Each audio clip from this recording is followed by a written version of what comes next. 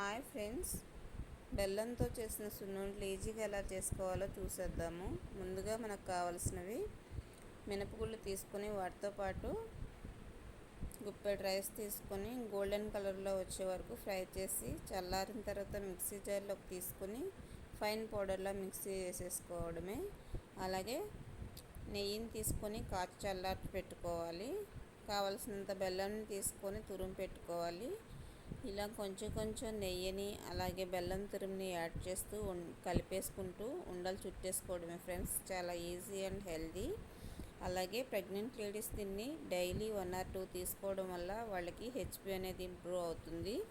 Pregnant లేడీస్కి HP అనేది చాలా అవసరం కాబట్టి ఇలా బెల్లంతో చేసిన పల్లి అచ్చులు కానీ పల్లి ఉండలు కానీ ఇలా సున్నుండలు కానీ తీసుకున్నట్లయితే చాలా మంచిది.